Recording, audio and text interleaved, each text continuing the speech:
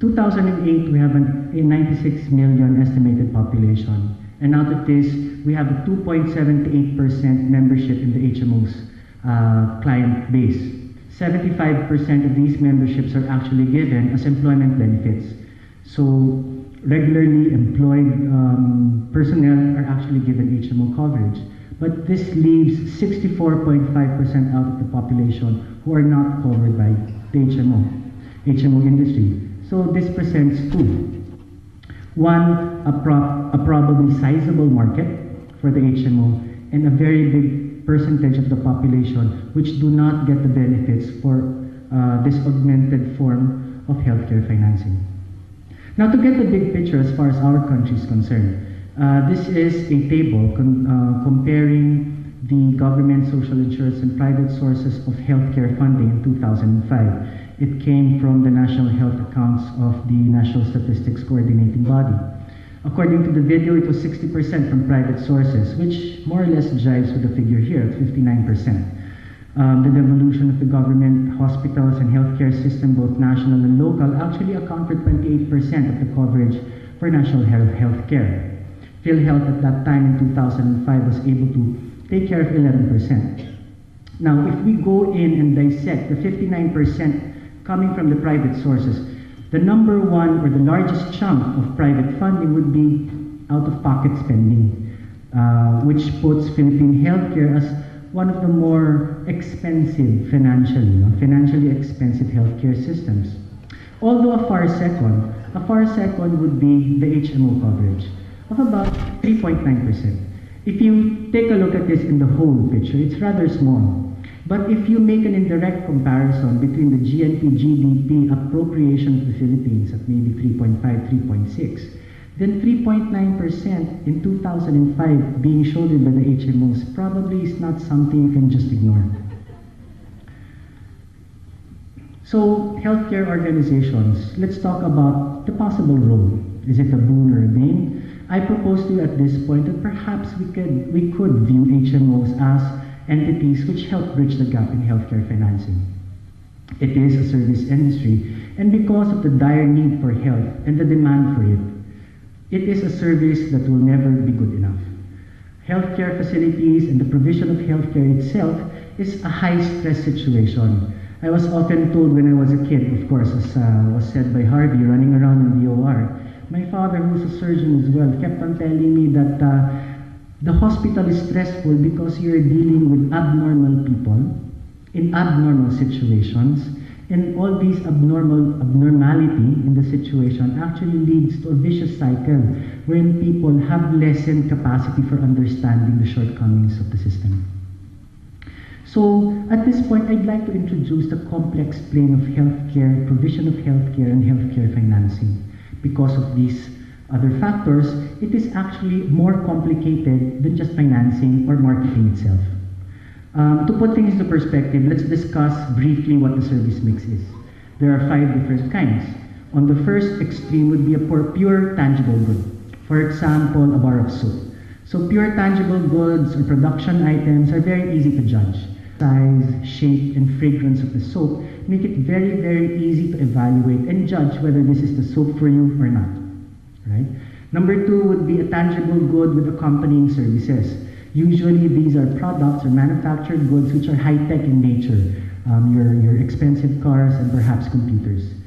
The technical requirement of these products actually need after-sales support, which will be the accompanying service. There will be hybrid services, wherein the kind of service and the tangible good would be considered whether these are good items to pursue or not. An example of this would be restaurants, where you go to a particular restaurant because 1, they have good food, and 2, they have good service. Now, on the opposite extreme would be pure service, clearly healthcare. Now, in healthcare, because of the desire to differentiate oneself and to gain competitive advantage, some have actually gone into the 5th part of the service mix, which is a major service with minor goods and services. This can be considered as a complement to the service rendered and perhaps, again, give a point of differentiation in the service industry. Marketing in the service industries, as you might have well derived from the differences between service industries and production industries, is very different. So how different is it actually? So there are 5 different characteristics which make it very, very different and more challenging, I would say. The first of which is the intangibility. Health is a state that is very difficult to tangibilize. Alright, there is this marketing book that we used to use, it's by Kotler, and it says to tangibilize the intangible so as you are able to give an evidence of quality. And this comes in the form of the place wherein you render your service, the kind of people and equipment that you use to be able to give this service, and other forms such as communication materials, symbols, and the price at which you offer these services. Basically attaching to your service some form of tangible attributes to make it easier to judge and to assess whether it is right for you or not. Some organizations even went further to engage in what is called customer service engineering. The salient points of which would be to break down the service cycle or the manner at which you give your service and identify exact action points on how to clarify and maximize these steps. And of course, laying them down in a logical manner so that the service experience is maximized and will favor both the organization and the customer. It's actually funny. If you will come to think of it, manufacturing products, for example, like cars or computers for that matter, are always tried to be associated with an abstract thought, such as lifestyle products, sports cars, and luxury goods.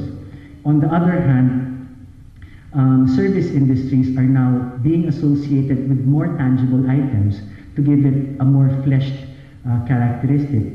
Both things are actually done to be able to prompt the consumers with familiar items to be able to assess and then judge the characteristics of these services and products. Second characteristic that I'd like to mention is the inseparability, because the service is rendered and consumed at the same time, especially when the presence of the service giver and the consumer is simultaneous. And the service and the provider thus cannot be separated from one another, which gives rise to the third characteristic, which is variability. The outcome depends on the person providing the service. In our organization, we try to implement this characteristic by making sure that hiring and the training of our prospective personnel is actually aligned with our industry, with the service industry, the HMO industry. Let's face it, not everyone is cut out for the service industry. Some people are just happy being behind the desk, and some people are better at dealing with people having complaints, having the abnormalities addressed. And by picking out the right people with the right aptitude and the right capacities will actually make time and effort as well as funding given towards the training of these people more efficiently used. As I earlier mentioned, standardization of the service processes by identifying particular items, standardizing them so that the entire service experience is predictable and consistent would take care of variability in the service industry.